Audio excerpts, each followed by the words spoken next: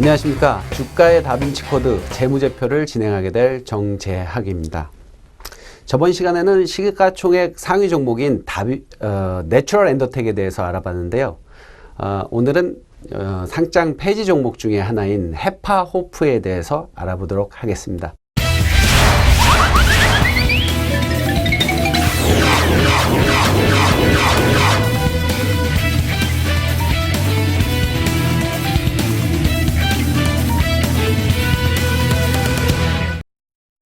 그리고 저번 시간에는 재무제표 중에 재무상태표와 손익계산서에 대해서 알아봤습니다. 오늘은 재무상태표, 손익계산서, 그 다음에 현금 흐름표에 대해서도 그런 흐름에 대해서 한번 알아보도록 하겠습니다.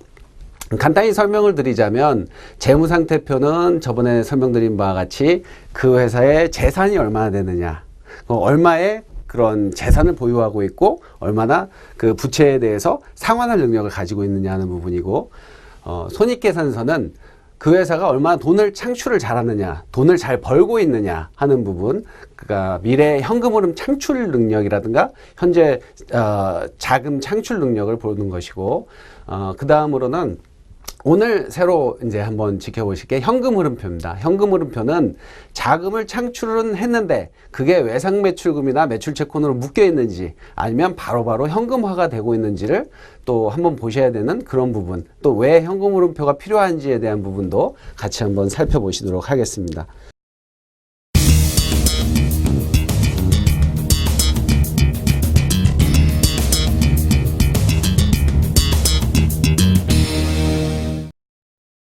그 재무제표를 저번에 이제 제가 설명을 드릴 때 굉장히 좀 표가 작다, 글씨가 너무 많고 숫자밖에 안 보인다라고 하시는 분들이 있는데요. 같이 오늘은 좀 글자도 좀 키웠고요. 그 다음에 자꾸 보시다 보면 또 눈에 익으실 겁니다. 그러니까 보시는 분들도 힘들지만 만드는 사람도 굉장히 힘듭니다. 저 같은 사람 굉장히 힘들겠죠. 예, 그 다음에 이제 표를 보시면 오늘은 현금 흐름표라는 개념을 간단하게 살펴보시고 그거와 헤파호프라는 회사, 그 회사 부분에 대해서 같이 한번 살펴보도록 하겠습니다. 자, 예를 들면 현금 흐름표라는 것은 자, 재무상태표에서는 회사의 재산 상태, 그 다음에 손익계산서에서는 회사의 실적을 보여주고 있는데요. 현금 흐름표는 과연 무엇인가 하는 부분을 요 관계를 보면서 한번 설명을 드리도록 하겠습니다. 자, 회사가 똑같이 1차년도에 매출을 100을 했습니다. 그 다음에 2차년도도 매출이 100입니다. 그리고 이 회사도 마찬가지로 매출 100을 했고 2차년도에도 매출을 100원을 했습니다. 100억이라고 하죠. 100원보다는 100억이 좀 느낌이 좋을 것 같습니다. 그런데 이 회사가 매출을 100억을 했는데 매출 채권이 100억입니다. 이 말은 무엇이냐? 현금 흐름에서 현금 유입이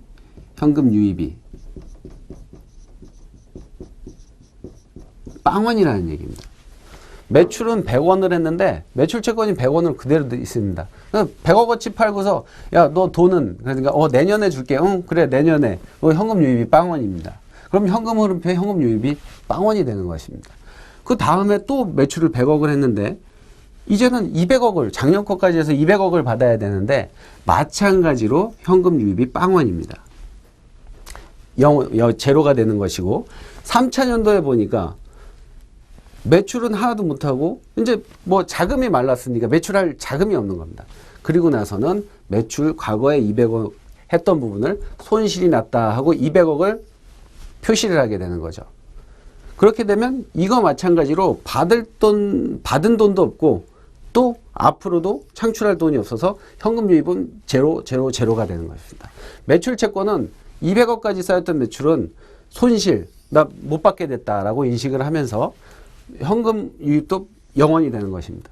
그래서 보시면 재무제표가 이렇게 여기까지 보면 그런대로 매출도 괜찮고 매출 채권도 굉장히 크니까 좋은 회사 아니냐라고 보실 수가 있는 것입니다. 케이스 2번 같은 경우는 매출을 100억을 했고 매출 채권은 10억입니다.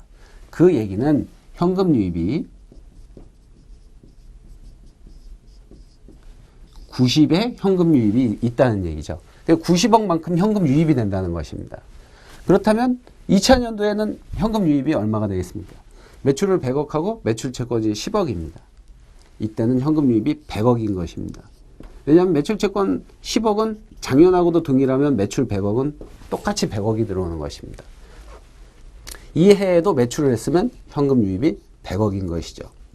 자, 이 차이입니다. 이 차이로 케이스 1은 전형적인 상장 폐지 쪽으로 가까운 회사들의 재무제표의 형태이고, 케이스 2번 같은 경우에는 전형적으로 양호한 현금 흐름을 보이는 회사의 재무제표라고 볼 수 있습니다. 그래서 여러분들이 보실 때 현금 흐름표도 같이 봐주시면 좋을 것 같습니다. 이 안에 있는 여러 가지 세부 항목들이 있지만 그런 항목들보다는 이렇게 큰 그림으로 보시는 것이 여러분들이 더 빠르게 이해가 가능하실 것 같습니다.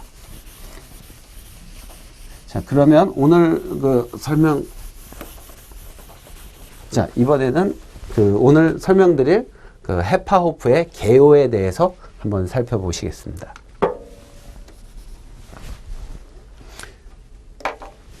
그 전에 우리 그 다음으로 넘어가세요. 자, 현금 흐름표. 아까 보시면 현금 흐름표는 제가 설명드린 것 같이 기업의 현금 흐름은 크게 세 가지가 있습니다. 영업 활동으로 인한 현금 흐름, 투자 활동으로 인한 현금 흐름, 그 다음에 재무 활동으로 인한 현금 흐름이 있습니다. 이 영업 활동으로 인한 현금 흐름은 당연히 회사의 영업 활동 흐름, 즉 매출, 매입, 재고 자산의 구매, 뭐 이자 비용의 지급, 이런 식으로 영업 활동을 위한 현금 흐름에서 발생되는 그런 현금 흐름을 말합니다. 이게 항상 플러스는 아닙니다. 왜냐?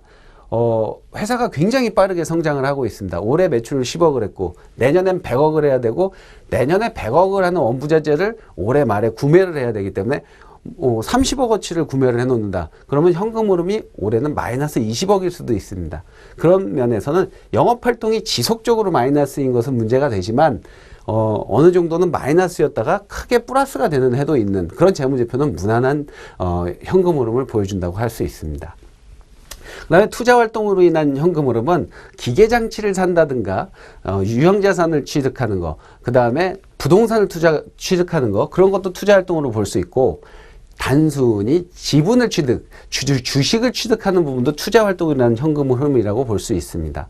그래서 이런 부분에서도 투자활동으로 인한 현금 흐름도 상당히 주의 깊게 보실 필요가 있는 게, 회사가 확대 재생산을 위해서 기계장치를 구매를 하느냐, 아니면 단순히 주식 투자, 그리고 아무 자기 회사와 연관도 없는 주식을 투자하는데 현금을 사용하고 있느냐 하는 부분도 눈여겨보실 필요가 있습니다. 재무활동으로 인한 현금 흐름은 자금 차입이라든가 유상증자로 인한 현금 흐름이 되겠습니다. 자, 그럼 오늘 보실 헤파호프에 대해서 보도록 하겠습니다. 헤파호프 기업 계열 보시면 상장일이 2006년 8월 1일, 상장 폐지일은 2011년 6월 16일입니다. 상장 폐지 사유는 뭐 거의 상장 폐지되는 회사의 사유가 거의 대동소이합니다. 기업의 계속성, 경영 투명성 또는 기타 코스닥 시장의 건전성 등을 종합적으로 고려하여 상장 폐지가 필요하다고 결정함. 뭐 보편적으로 이런 문구가 많이 들어가죠. 기업 계열을 보면 인공감, 항암제 민감성 테스터, 헤파 테스터 등 개발하고 제조 사업을 영위하려고 하였으나 2011년 6월에 상장 폐지가 되었습니다. 네. 그 다음 보시면 이제 재무상태표를 보시도록 하겠습니다. 뭐 저번에도 봤는데 뭘 또 보냐 하겠지만 회사마다 틀리고 보고 또 눈에 익혀 두실 필요가 있는 것입니다. 자산 규모를 보시면 170억, 180억, 147억 이렇게 단위가 돼 있고요. 요 단위는 100만 원인데 보통 보시면 부동산에 익숙하신 분들은 요 끝 단위를 10,000원으로 보시면, 우리 SS증권 시청자 여러분들은 이런 100만 원 단위, 1,000원 단위가 익숙하실 겁니다. 세 자리 단위로 끊어서 이 세 번째 자리가 억 단위입니다. 그래서 178억, 183억 이런 부분들은 다 익숙하실 것이라고 생각이 됩니다. 그래서 부채 규모가 60억, 40억, 60억. 일단 보면 또 그런 대로 뭐 부채 비율 같은 경우 양호하게 유지가 되는데 왜 그 상장 폐지가 됐을까라고 생각을 하실 수가 있습니다. 우리가 첫 시간에 그 상장 폐지 회사와 거의 유사한데요. 자본의 확충이 이익잉여금, 그러니까 돈을 벌어서 확충이 된 게 아니라 계속 시장에서 야, 나 100억만 더 나 50억만 더 해서 유상증자로 자금이 모여진 케이스가 되겠습니다. 전반적으로는 재무제표의 큰 그림을 볼 때는 크게 이상이 없다고 볼 수가 있습니다. 그럼 다음으로 자산 부분을 한번 보도록 하겠습니다. 자산 부분은 회사의 자산 규모를 볼 때는 맨 윗줄에 매출이 있습니다. 손익계산서상 매출을 보면서 매출과 자산 규모가 제대로 흘러가고 있는지를 한번 보실 필요가 있습니다. 왜냐하면 회사가 매출은 40억인데 매출 채권이 25억입니다. 그리고 매출이 15억인데 매출 채권이 22억입니다. 근데 매출 48억에 매출 채권 33억. 대손충당금이란 건 뭐냐면 이중에 못 받을 돈이 25억이라는 얘기입니다. 그래서 이런 부분들을 보려면 단순히 매출 채권 규모를 봐가지고는 이게 잘 됐는지 잘못됐는지 볼 수가 없기 때문에 매출 규모를 같이 비교해 보시는 것이 필요합니다. 단기 대여금. 이 단기 대여금 보시면 단기 대여금이 뭐 2009년에는 54억까지 가는데요. 이 대여금을 보니까 제가 예전에 관리를 했었던 회사가 생각이 납니다. 굉장히 큰 돈을 벌었습니다. 굉장히 큰 돈을 한순간에 한 100억을 벌었습니다. 그러니까 대표님께서도 이 돈을 굉장히 어떻게 쓸까 굉장히 생각을 고민을 많이 하시고 하셨는데 이 업계의 관례상 자신이 돈을 벌면 이 업계에 좀 대여를 해주는 게 관례다 해서 그때도 뭐 한 몇십억을 대여를 해주셨다고 합니다. 그런데 그 회사가 뭐 잘 됐을 수가 없죠. 반짝 벌고 끝났는데요. 몇 년 후에 들었는데 그 대여금은 사실은 강원랜드에서 대표님이 소진을 하셨다. 뭐 그런 스토리가 있습니다. 그래서 이 대여금이 꼭 그거랑 관련된 것은 아니고요. 그런 부분에 대해서 여러분들은 한번 보실 필요가 있다는 거죠. 그래서 이런 부분들 제가 전번에 말씀드렸지만 대여금이 54억? 그러면은 녹색창에 그 녹색창 그런 부분 거기에 전자공시를 클릭을 하셔가지고 주석까지 꼼꼼하게 살펴보실 필요가 있습니다. 다음 넘어가셔서 부채와 자본 부분 보시면 부채 부분 뭐 차입금으로 계속 차입금 수준 거의 유지되면서 자본금은 누적 결손이 200억, 365, 550억으로 계속 기하급수적으로 늘고 있는 부분을 자본잉여금이 계속 따라가고 있습니다. 290억, 420억, 470억 이렇게 자본잉여금으로 유상증자를 하면서 회사를 유지를 해가고 있는 그런 상황이 되겠습니다. 자, 다음으로 보시면 자, 손익계산서 부분은 자, 아까 보셨지만 매출이 40억, 그 다음에 2009년에 15억, 그 다음에 45억입니다. 그 다음에 매출 원가가 34억, 13억, 60억, 좋을 수가 없겠죠. 쭉 보시면. 자, 머리가 아프시면 매출 규모의 단기 순익만 보셔도 됩니다. 단기 순익 마이너스 50억, 마이너스 150억, 마이너스 190억입니다. 이런 부분들을 한번 쭉 보시면 좋을 것 같습니다. 다음 페이지 넘어가셔서. 자, 아까 저번 시간에는 못 봤던 그런 재무제표 중에 현금 흐름표라는 부분이 있습니다. 현금 흐름표는 아까 말씀드린 것 같이 영업활동이라는 현금 흐름, 투자활동으로 인한 현금 흐름, 재무활동으로 인한 현금 흐름 이런 부분들이 있습니다. 이런 부분도 그 녹색창의 전자공시를 보시면 재무제표라고 해가지고 현금 흐름표까지 상세하게 나와 있습니다. 그래서 보시면 아니다 다를까 영업활동으로는 계속 마이너스입니다. 정상적인 영업을 하고 있는 회사들은 3개년 연속 영업활동이 마이너스가 유지될 수가 없습니다. 어쩔 때는 재고자산을 과다 취득할 수도 있고 뭐 그 매출 채권이 과다를 쌓일 수 있지만 그것이 청산되면서 나갈 때는 영업활동의 현금 흐름은 어느 해는 플러스가 돼줘야 되는데 계속해서 마이너스가 되고 있고요.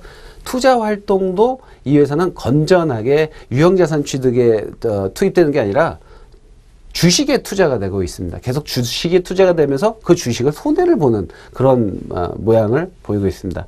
오로지 재무활동만 플러스 재무활동을 보이고 있습니다. 이런 재무활동은 당연히 유상증자를 해서 예전에 말씀드렸지만 고스톱을 치다가 돈을 잃었는데 야, 나 돈 잃었으니까 나 반만 대줘 라고 해서 또 대고 또 대고 해서 그런 판돈이 계속 커지는 그런 형국인 거겠죠. 그래서 현금의 증감을 보면 다 써버렸습니다. 유상증자에서 다 써서 어느 해에는 한 150억을 조달을 해서 400만 원 남았습니다.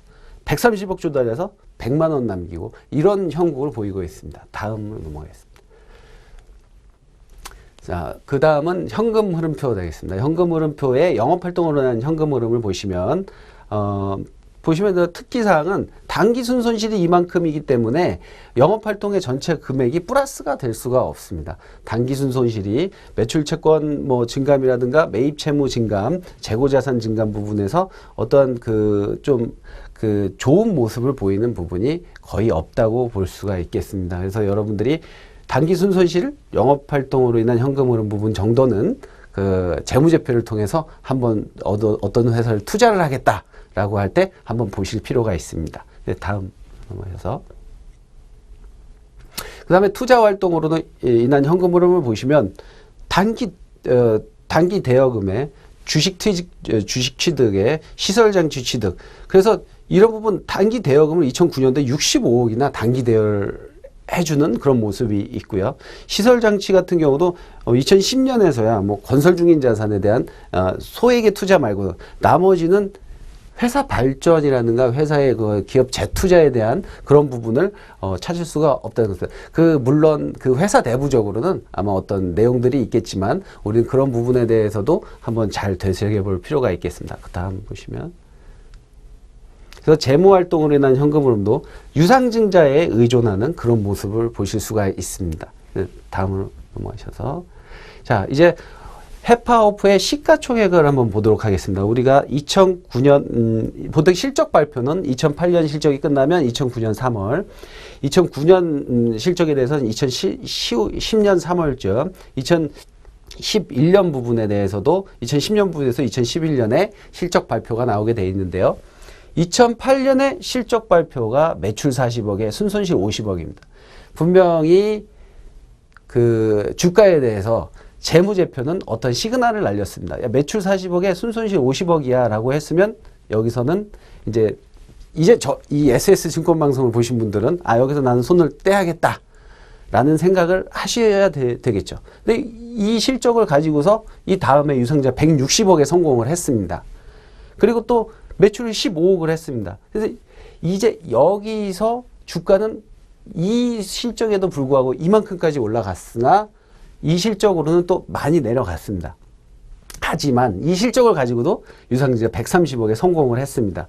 그리고 나서는 얼마 되지 않아서 상장 폐지가 되고 말았습니다. 그래서 우리가 보시면 이런 재무제표에 대해서 주가의 흐름 부분들에 대해서는 항상 이런 실적에 대해서 좀 눈여겨보실 필요가 있고, 현금 흐름이라든가 그 재무 상태라든가 손익에 대해서는 어떤 그 회사에 대해서 그 소문에 의해서 사고 그 소문이 현실화됐을 때 팔자, 그런 부분도 있지만 재무제표에 근거를 해가지고 어떤 재무제표에 대해서 이 회사는 매출 이만큼을 하고 순이익이 이만큼 나는 회사면 신사업에 대해서도 성공할 가능성이 높으니 난 투자하겠다.